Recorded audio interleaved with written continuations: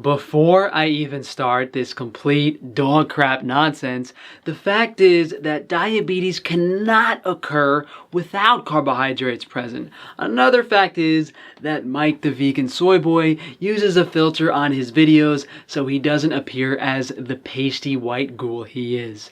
Mike is a pseudo-intellectual that doesn't understand the studies or research he puts forward. He just takes the abstracts and uses them to fit his vegan agenda. Hey, it's Mike here, and today, animal fat and type 2 diabetes. We're going to flip the script because when you look at the research, it appears that the current paradigm of carbohydrates being the underlying cause of type 2 diabetes is not correct. Nope, today we're going to look at the science and learn the mechanism for how animal fat can cause insulin resistance and type 2 diabetes. And this is one of the most common diseases that causes so many issues, and this is the most overlooked cause, and it needs to be talked about more. Diabetes is one of the most common diseases, and the most common diet is the standard American diet, which is full of vegetable seed oils, processed refined carbohydrates.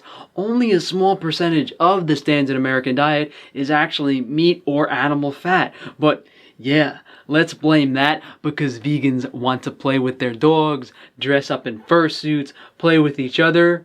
Who knows? And we can start by just looking at some sort of mysteries, if you believe in this paradigm, that just wouldn't make any sense at all. And they don't make any sense because the paradigm is wrong. And the first of which is the Adventist vegans, for example, who have ridiculously low risk of all diabetes, 78% lower. And one might think, yeah, these people are probably just healthier. They probably eat less carbs, and that's why they have less diabetes. Well, the reality is that vegans in general, and these vegans as well, actually ate more carbohydrates as a percentage of total calories than the people who ate meat. And in addition, these are people who are actually vegan for religious reasons, which means they're not just trying to be healthy and they're not specifically trying to avoid sugar. Mike, you're right that the Seventh-day Adventist vegans have lower rates of diabetes, but why didn't you share that they have higher rates of stroke or similar mortality to the average person?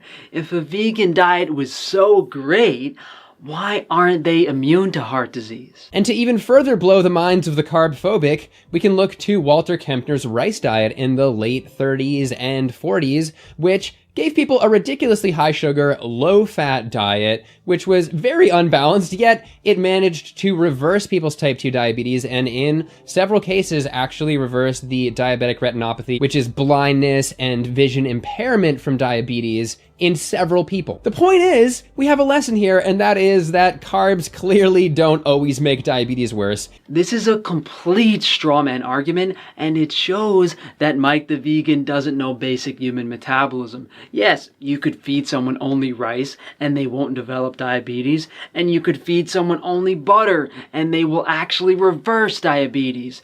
The problem is excess energy through the combination of fat and carbohydrates or sugars, as well as several other lifestyle factors. What is insulin resistance? Well, first of all, when you eat, the increased glucose level in your blood signals the beta cells on your pancreas to produce insulin. Then as that insulin circulates, it will hit the insulin receptors on the outside of your cell walls and cells across your body, which will then signal your cells to allow glucose to enter, where it can then be burned as fuel. To sound smart, that glucose entry happens through facilitated diffusion. Such smart. So that is a working insulin system, but this is where things can get messy and you can become insulin resistant. And by messy, I mean a little fatty because, well, you have that controlled diffusion with glucose. You actually have passive diffusion with these fatty acids where, if there's more in your body, then more can enter the cell. There's no off switch. Mike, did you read your own study? It literally says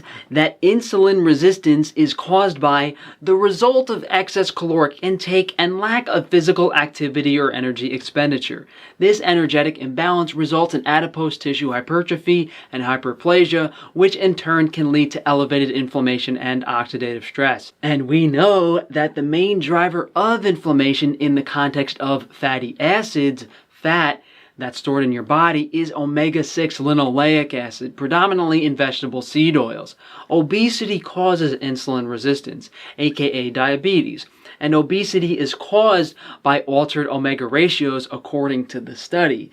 Kind of funny how nearly every modern issue relates back to the omega-6 demon. And now for a simplified illustration of how insulin resistance is caused by these intramyocellular lipids. It starts with the excess fat buildup, those fat droplets within the cell, which then interfere with that insulin receptor. Neil Bernard simply refers to this as being gummed up. We'll get into the details later. That then prevents that glucose gateway from opening. The glucose doesn't make it in, and then your body goes, we need more insulin to open it up for more glucose, and then you got problems. You got big problems. Mike saying that fatty acids block the glucose signaling is technically correct, but for him to not mention the Randle cycle is misleading. The Randle cycle controls fuel selection in body tissue, involving the competition between glucose and fatty acids for uptake in muscle and fat stores. Fat digestion temporarily impairs the ability of the body to utilize glucose for energy, but glucose can also inhibit fatty acid oxidation in excess. Randall suggests that diseases such as diabetes are related to the high concentration of fatty acids and the relationship to abnormalities of carbohydrate metabolism. People in the United States aren't overloading their lipid stores on steaks and butter. It's cake and cookies, hyperpalatable foods, bacon, ice cream. Plus, you aren't going to have high levels of circulating glucose unless you're consuming carbohydrates. You can't say that carbohydrates don't cause diabetes when they are literally required. Quote a bit back for that 2015 study, it mentioned a toxic state, and that is a Lippo Toxicity, which gets a little bit complicated, but bear with me, we're going to make it simple, and that starts off with ceramides. Ceramides are waxy lipid compounds that are, a harmless part of your cell wall, but also floating around in other places in your body, and in excess, they can become toxic and create issues with insulin signaling glucose properly. It's so bad that from this study, if you can stop the new production of these ceramides, in certain cases, you can actually reverse insulin resistance from diet. Why aren't you painting a clear picture, buddy? Why aren't you telling your viewers that ceramides are a metabolite of palmitic acid, and that palmitic acid is in no way, shape, or form specific to animal foods? It's contained in palm oil, coconut oil, soybean oil, and I would bet a large sum of money that the average person is consuming more palmitic acid from these plant seed oils than animal foods, as they are typically added in large amounts to processed foods. That donut at the bakery isn't full of butter. It's full of soybean oil and fried in soybean oil. And to give the full picture, there's another culprit called diacylglycerol. Sorry for all the complicated names, but this is essentially two fatty acids in a chain together. And, quote, diacylglycerols have also been identified as lipotoxic mediators of insulin resistance. Just like ceramides, it appears that in excess, they also disrupt that signaling that allows glucose to enter. Mike, do you do any of your own research, or do you just take the abstracts of studies? Diglycerides are predominantly in seed oils and occur as food additives. And as with ceramides, diglycerides are in no way specific to animal foods. This supports the hypothesis that high omega-6 is the driving factor behind diabetes. How are you going to say that animal fat is to blame when the substance is contained in all types of foods? Saturated fat appears to be a double whammy, the biggest threat here. In fact, these harmful ceramides are actually derived directly from saturated fat, so it all makes sense. Keep in mind that all of the main sources of saturated fat in the US diet, and really other Western diets as well, is animal products. It's all of those cheeses and meats and so on. So Mike came to the same conclusion I did about palmitic acid being the root cause, but he's being dishonest.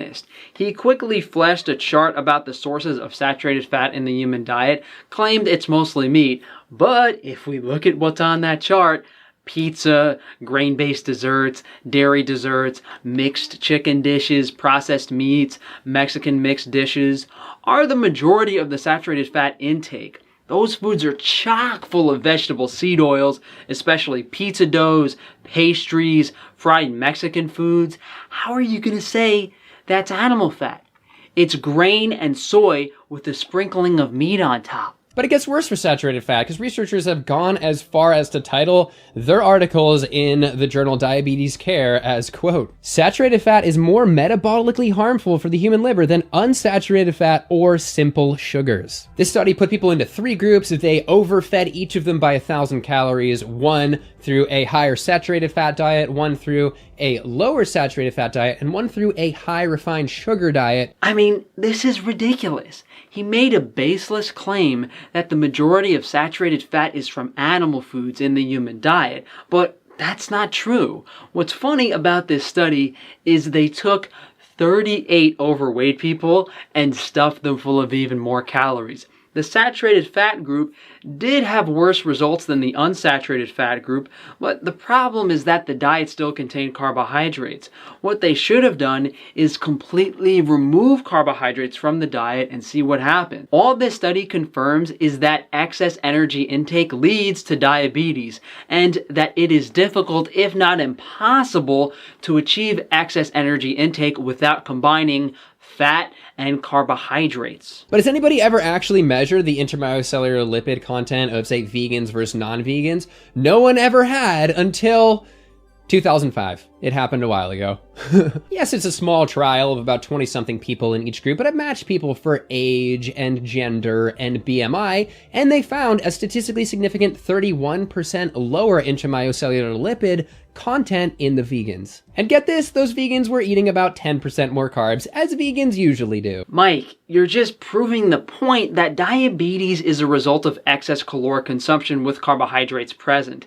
If you follow a vegan diet or any diet that restricts calories, even a cat food diet, you will reverse a disease that is caused by excess calories. And one point I wanted to add was, what about coconut oil? It's high saturated fat. There may be some other high saturated fat plant oils that could be a concern, and I think they are a concern, but the precursor here for ceramide is palmitic acid, which is only about 9.5% of the fat in coconut oil, but it's 25% of the fat in beef and pig and 30% in dairy, so that's huge. But palm oil is the biggest loser here at 44% of the fat. So by volume, animal products are the main issue here, but if people eat more and more palm oil, then we're gonna have a problem. Of course, he didn't mention soybean oil, other vegetable seed oils, nuts, nut butters, foods that people on a standard American diet consume copious amounts of in the form of processed foods. He is ignoring the elephant in the room. Finally, there might be some low-carb, high-meat people who see this and go, this guy's full of crap. I know people who have reversed their diabetes on a low-carb diet. We see 30% increased mortality risk in people on low-carb diets. That is huge. The relative risk of that study renders it insignificant. Again, showing how Mike is being dishonest with the research he is using. It even says, this analysis is based on limited observational studies. Mastering Diabetes by my friends Robbie and Cyrus. It just came out. They have helped so many people manage their type 1 diabetes and reverse their type 2 diabetes. So if you're interested in this, go check it out. I'll have a link below. Not selling, just sharing. Well, Mike, I'm glad to hear you're pushing a book from your corpse-like vegan brethren. Maybe they can help you put together some more convincing research next time. It is crazy that these vegans are so arrogant. They will go to the opposite end of the spectrum. Oh, a vegan diet makes you waste away and lose all your muscle? No, it's actually the best diet for performance athletes.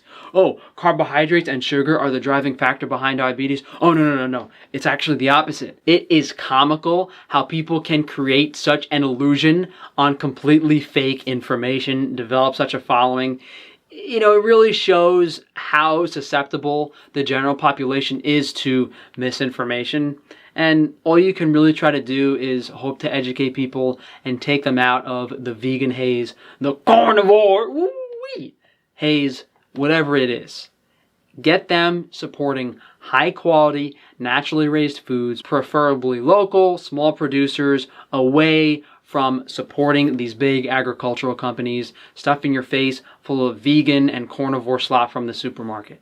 Thank you guys for joining me. If you could please like the video, subscribe, hit that bell icon. Of course, guys, share the video if you can. If you guys want to support me further, you can check out Frankie's Free Range Meat for high quality animal foods. You can go to Frankie's Naturals for minimal ingredients, minimally processed hygiene and cosmetic products. And you can go to frank-stefano.com for a free carnivore diet meal plan.